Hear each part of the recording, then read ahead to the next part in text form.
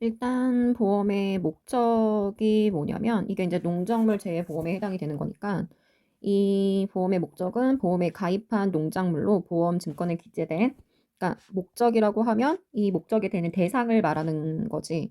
그래서 세 가지로 나눌 수가 있는데 첫 번째 농작물 또는 뭐가 있냐면 나무가 있고, 시설 작물과 이 시설 작물 안에 키우는 재배용과 농업용 시설 물이 있고 시설물을 뒷받침하는 부대 시설 및 농작물이 있어.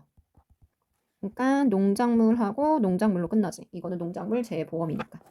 이렇게 보험의 목적의 대상이 되는 세 가지를 들면 이제 뭐 재해를 받아서 피해를 받아서 이제 이거 뭐 제일 중요한 거 돈을 받아야 되는 거니까 그 돈과 관련된 용어가 두 가지가 있는데 뭐를 알아야 되냐면 보험 가입 금액이랑 보험 가액이 있어. 보험 가액은, 그러니까 보험 가입 금액은 보험 가액을 초과할 수가 없지. 보험 가격이 더 크죠. 아니면 뭐 최대 받을 수 있으니까 같을 수가 있지.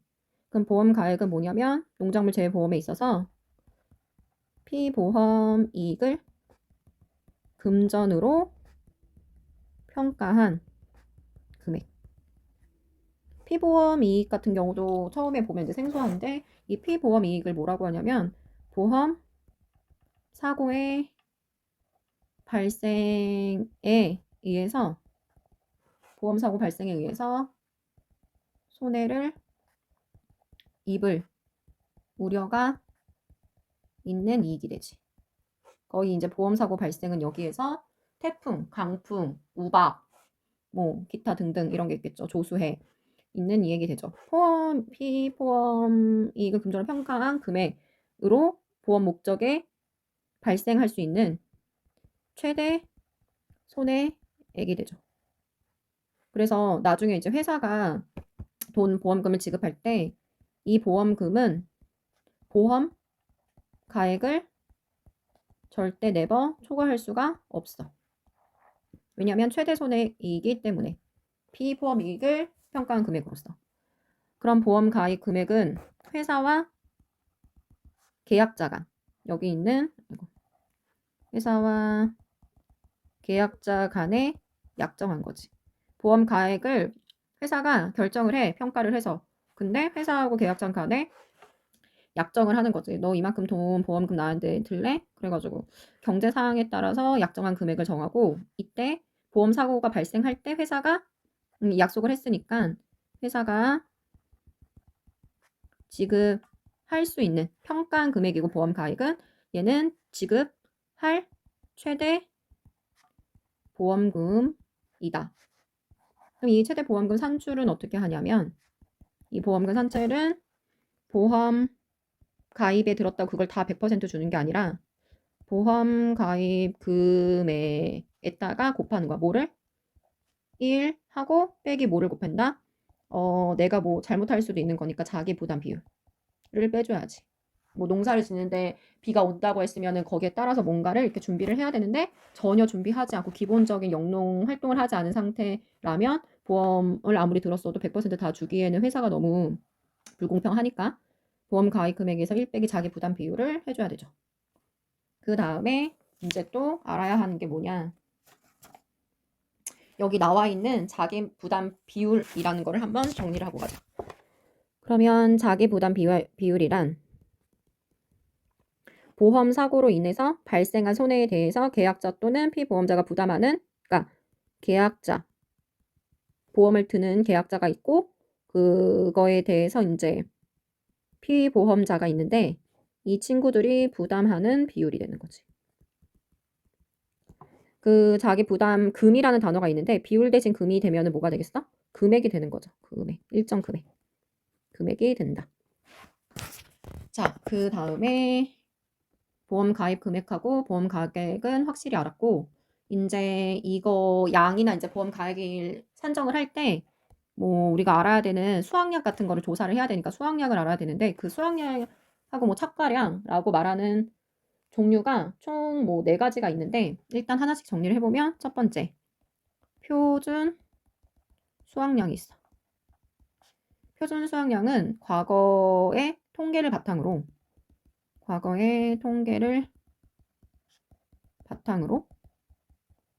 농지별 재배, 글씨가 이상하니까 농지별 재배 환경, 과거의 통계를 바탕으로 농지별 재배 환경과 비배 관리, 그리고 재배 방식 등을 고려하여 산출한 예상 수확량이 되지. 과거의 통계를 바탕으로 농지별 재배 환경이랑 우리가 알아야 되는 거는 여기 되어 있는 재배 환경이랑 농지별 재배 환경과 비배 관리, 재배 방식이 있어. 비배 관리는 뭐냐면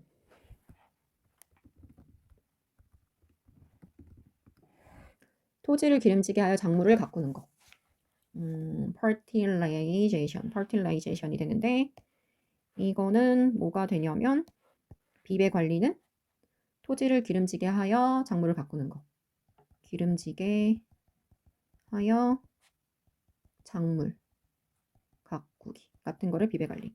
즉 표준 수확량은 과거의 통계를 바탕으로 농지별 재배 환경이었나 또 비배 관리나 재배 방식이 되는 거지. 그럼 나는 이거를 어떻게 외울 거냐면 지우고 이렇게 외우자.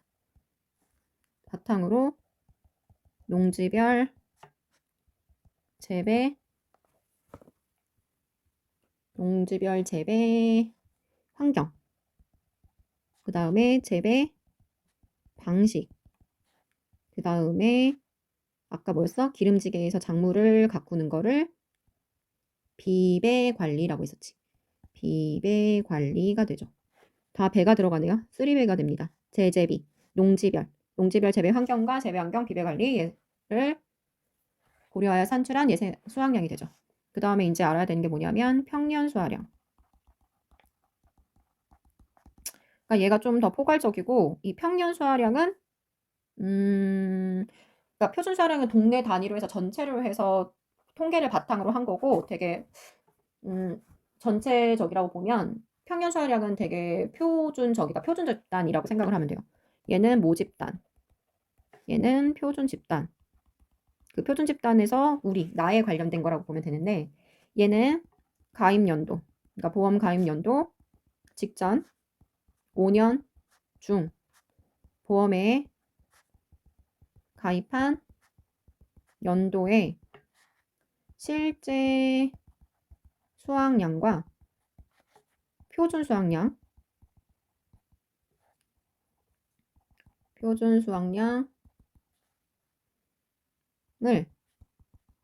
가입 횟수에 따라 가중 평균하여 산출한 해당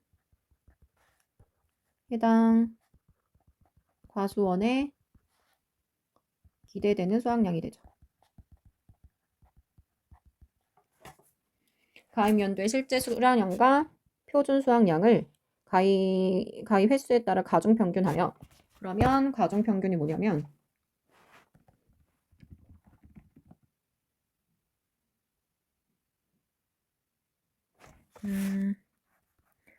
중요도나 영향도에 해당되는 가중치를 곱해. 그러니까 실제 수확량, 표준 수확량 중에서 중요도나 영향도에 해당하는 가중치를 곱하는 게 되죠. 중요도나 영향도 해당하는 가중치를 곱해 구하는 값이 되죠.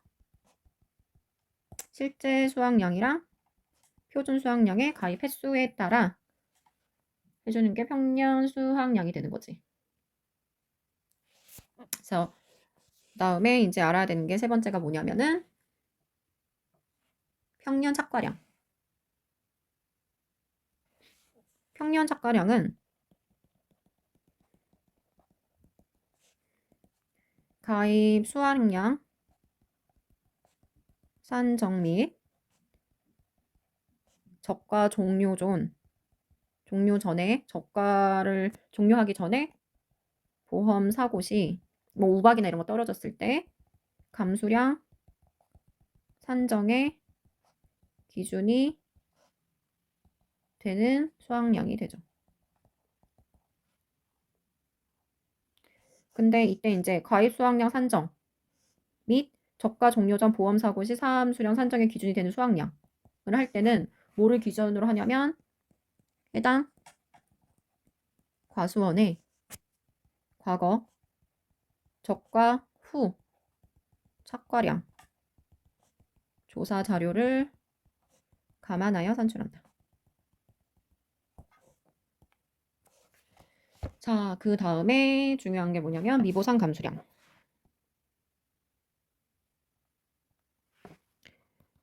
미보상 감수량은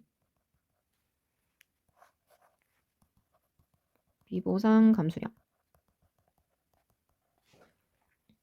보상하는 재회 이외의 원인으로 보상하는 재해 이외의 원인으로 수확량이 감소되었다고 평가되는 부분. 계약 당시 이미, 그러니까 계약 당시 이미 되어 있는 거에 대해서는 할 필요 없으니까 이미 발생한 피해 또는 병충해로 인한 피해 그리고 제초 상태, 제초는 뭐 잡초를 말하죠. 제초 상태, 불량 등으로 인해 수확량 감소로서는 요거에 따라서에 대해서는 피해율을 산정 시 감수량에서 제외시키는 거를 미보상 감수량이라고 합니다. 그래서 평가 되죠. 그 다음에 알아야 되는 용어가 뭐가 있냐면 뭐 보험 가입 금액도 했고 과수원 농지라 과수원이 농지인데 이거는 한 덩어리의 토지 개념이 돼요. 한 덩어리의 토지 개념은 필지나 뭐 문서상 되어 있는 이 지번이랑은 절대 관계없이 과시, 즉 농작물을 재배하는 하나의 그냥 한 덩어리다. 하나의 경작지를 의미하죠. 오케이? 그 다음에 계약자 부담 보험료 이런 거는 국가 및 지방자치단체 지원 보험료. 계약자 농업인들이 부담하는 보험료는 국가 앤드 지방 자치 단체가 거의 대부분 지원을 하죠. 지원하는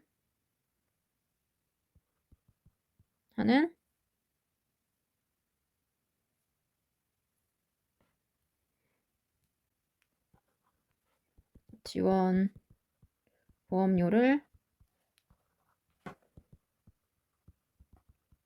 제외한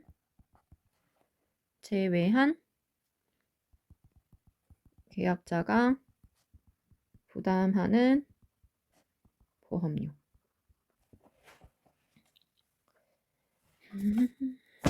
그래서 이 정도만 암기를 해주면 되는 거고 적가후 착가수 같은 거는 뭐 기본적으로 알고 있고 그 다음에 알아야 되는 게 꽂는 분화.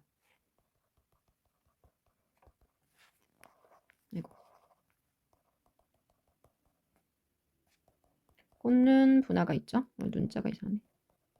꽂는 분화는 뭐냐면은 꽂는이 분화가 되는 게 아무 때나 되는 게 아니라 영양 조건이나 기간 그리고 기온 그리고 일조 시간 이런 것들이 다 차가지고 꽃눈이 형성되는 현상을 꽂는 분화라고 하는 거지. 영양 조건이나 시간, 기간, 기온, 일조 시간 등이 꽂는 형성이 됩니다. 0기기 1, 0기기 1, 0기의 1기 이렇게 외울까요? 기형의 1기, 0기 기간, 영양 조건, 기간, 기온, 일조 시간이 되는 거지. 그럼 여기서 말하는 이 꽃눈은 꽃이 될 눈, 즉 암술과 수술이 성장할 때까지 턱이나 화관에 의해 보호되는 거를 말합시다. 그쵸? 여기 턱이랑 화관에 대해서 보호되어 있는 요 안에 들어가는 거를 꽃눈이라고 하는데, 이 꽃눈 분화기가 있는데, 꽃눈